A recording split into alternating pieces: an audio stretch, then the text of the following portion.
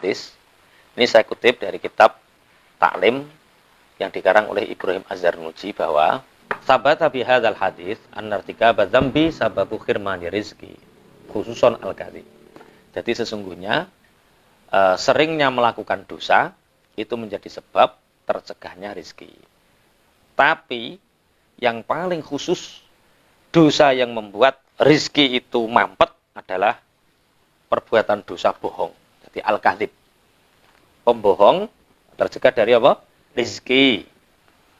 Di samping itu juga al-kadhib yurithul faqra. Bohong itu juga mewariskan kefakiran.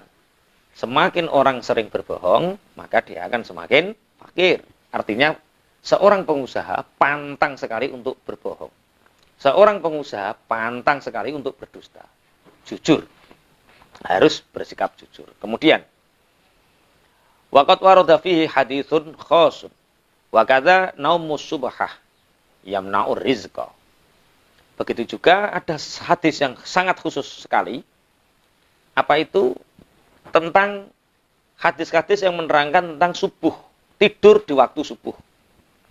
Keterangannya yaitu tidur di waktu subuh itu mencegah rizki. Ini jadi tolong hindari tidur setelah subuh. Ini nanti karena ini saking banyaknya tak baca artikelnya saja, tak baca makhotnya saja. Nanti tanya jawab season pertama tidak digabung dengan season kedua, setelah itu baru gabungan. Yang selanjutnya, jadi yang pertama adalah bohong yang mencegah rizki, yang kedua adalah tidur setelah subuh. Wa kathratun naumi turithul faqra. Di samping tidur setelah subuh, banyak atau sering tidur itu juga menyebabkan fakir. Jadi jangan terlalu sering tidur. Pagi tidur, siang tidur, sore tidur, malam tidur. Urip kok entek nggo turu. Urip kok entek nggo turu. Nah, ya bener. Banyak tidur itu menyebabkan fakir. Tapi ada lagi sesuatu yang diakibatkan karena banyak tidur, di samping tusul fakro, wa fakrol ilmi aidon. Juga orang yang sering tidur itu fakir ilmunya. Artinya fakir ilmunya itu tidak bisa diajak untuk belajar. Makanya ada satu syair, wakilah ini dari Sayyidina Ali, wakilah dari yang lain, yaitu jangan kalian perbanyak tidur. Sururun nasi fi lubsil libas wa jam'ul ilmi fi tarkin nu'as. Bahagia sekali orang yang bisa memakai pakaian dan mengumpulkan ilmi itu di dalam meninggalkan ngantuk. Jadi wong nek sering ngantukan ya ora oleh ilmu, wong nek iso nganggo pakaian sing apik iku ya iso ayem. Tapi begini, jadi orang itu harus orangnya baik walaupun pakaiannya baik. Bisa jadi pakaiannya baik, orangnya baik tapi pakaiannya tidak baik. Misalkan ibu melamar seorang laki-laki itu seneng wong yang ganteng pakaiannya elek, apa wong yang elek pakaiannya apik. Milih sing dikira-kira. Ya kudu wonge sing apik timbang pakaiane. Kuwi ora pilihan jenenge. Iya. Nek wong apik, wong ganteng iku rasah pakaian lak ya ketok ganteng. Oke, dilanjut. Jadi orang yang ingin ilmunya tambah itu tinggalkan ngantuk. Satu, penghambat rezeki tadi apa? Bohong. Yang kedua, tidur setelah subuh. Yang ketiga, karena banyaknya tidur.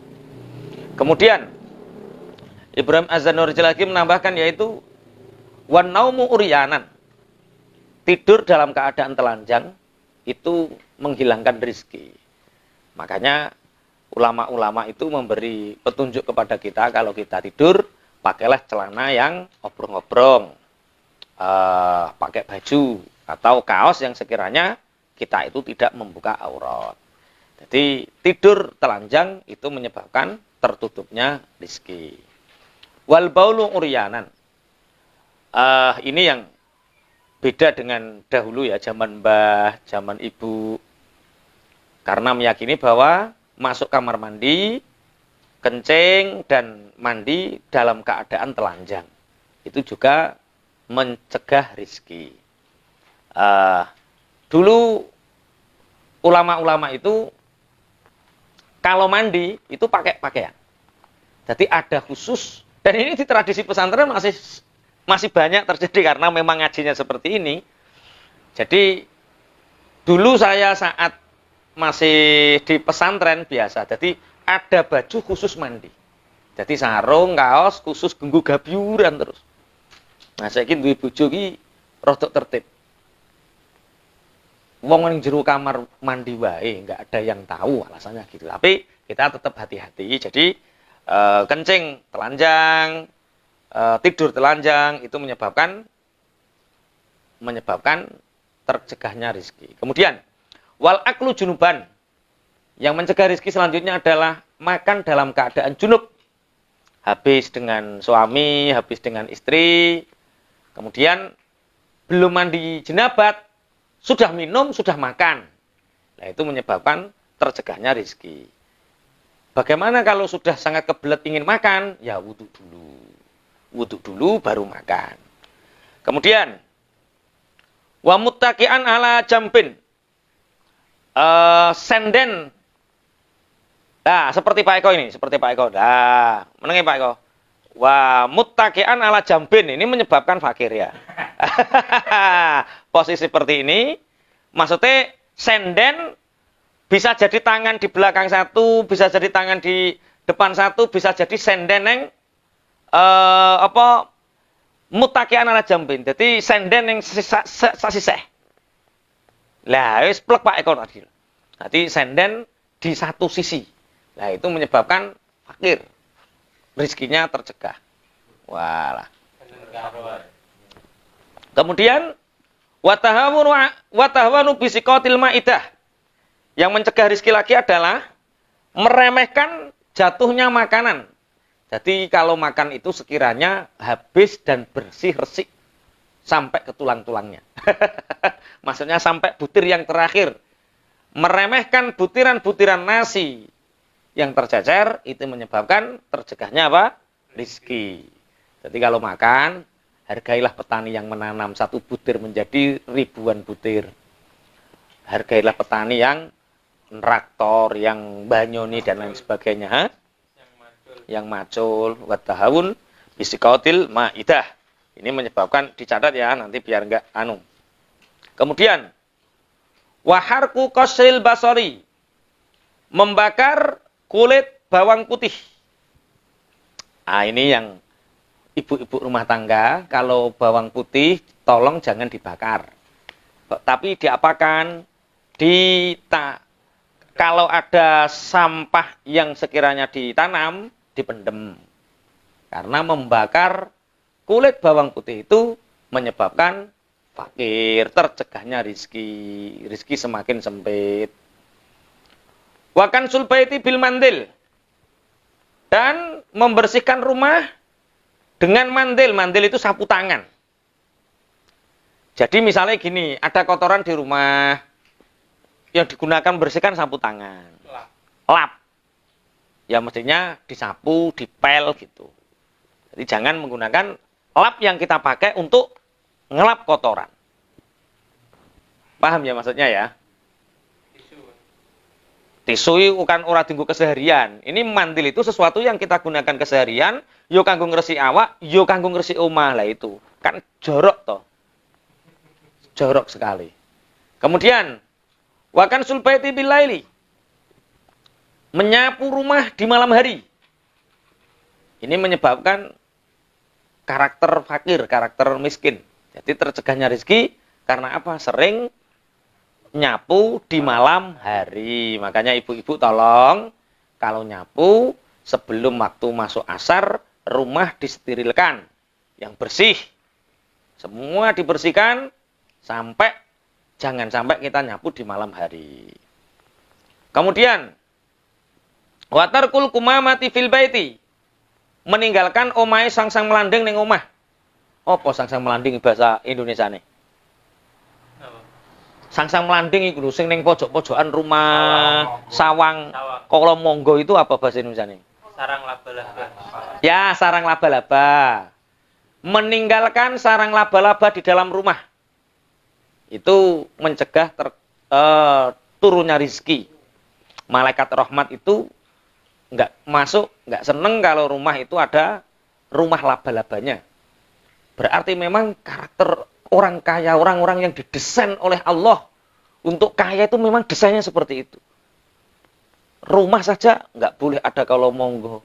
Sebelum maghrib, rumah harus bersih. Itu berarti orang yang betul-betul berkarakter kaya.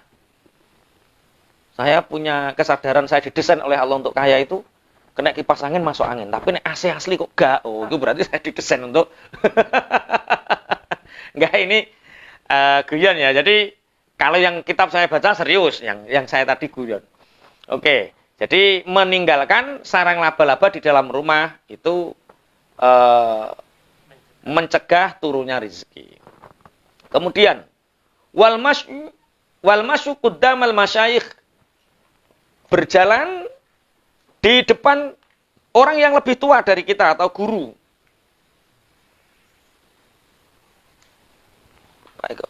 Berjalan di depan guru, berjalan di depan masyayikh, orang yang lebih sepuh. Ini menyebabkan fakir. Nanti kalau jalan lihat-lihat. Kalau ada orang yang lebih sepuh, jangan berjalan di depannya, tapi di belakang. Ini termasuk keterangan ini yaitu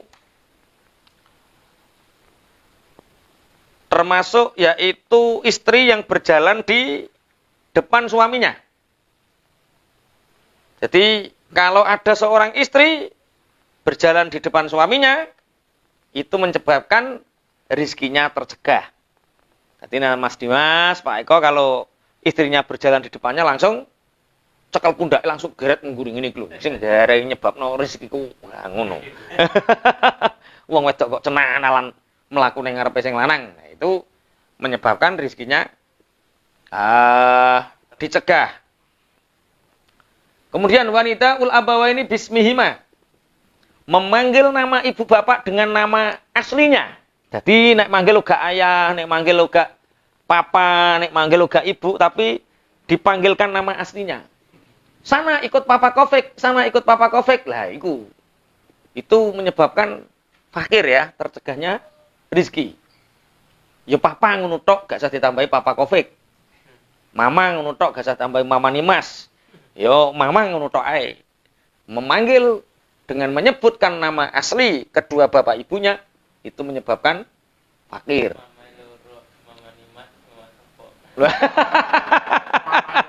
Iya biasanya kan begitu ya. Terus mamane loro, mamane Mas karo mama sapa ngono. Ya, wal khalalu bi kulli khosyabatin. Apa selilit iku apa jenengane? Nyelan-nyelani untung nganggo selilit itu apa namanya? Selilit. Bahasa Indonesianya selilit ya.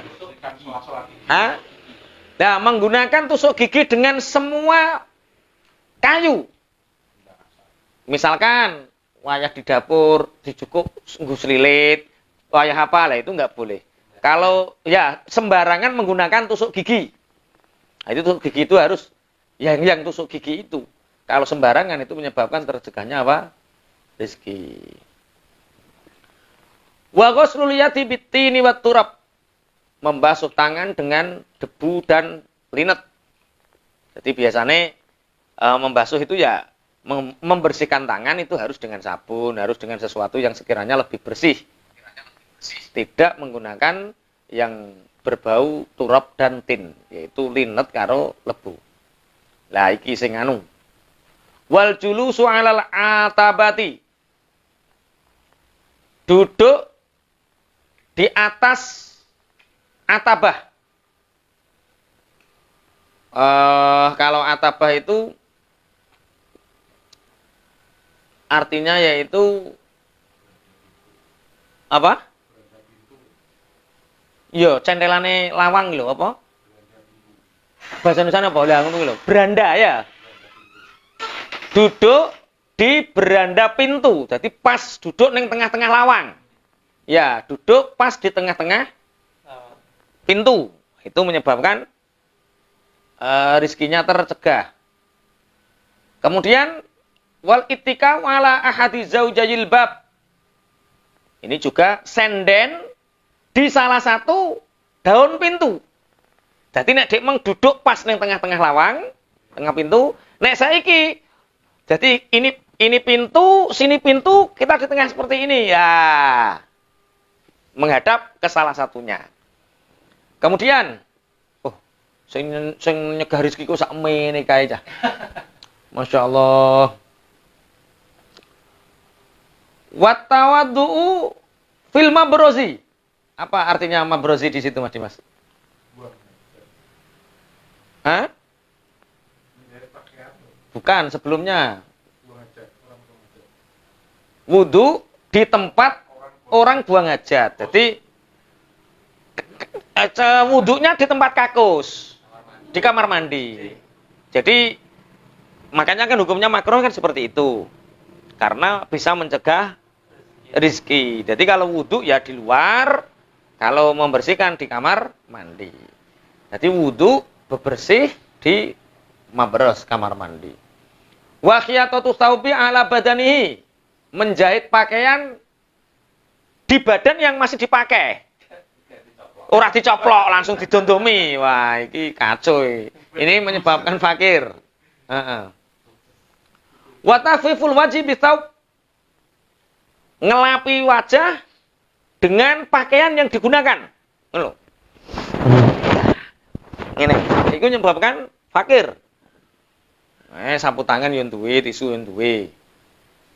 Wa tarku baitil ankabut fil baiti padha iki. Meninggalkan rumah sang melanding di dalam rumah. Sarang lapel. Wa tahawunu bis salat. Meremehkan salat. Jadi zuhur jam 2 baru zuhur. Asar jam 5 baru asar. Maghrib jam 6 lebih 10 baru maghrib. Akhirnya diuji sama Allah dengan segala permasalahan. Masalahnya selesai, tapi detik-detik akhir. Pertolongannya datang, tapi detik-detik akhir. Karena memang dia ketika dipanggil Allah sholat, dia datangnya di detik-detik akhir. Lah ya ngono. Nek wayah kena masalah ruwet, lagi iling, ternyata dia sholatnya di detik-detik akhir. Digabung enggak? Apa? Digabung.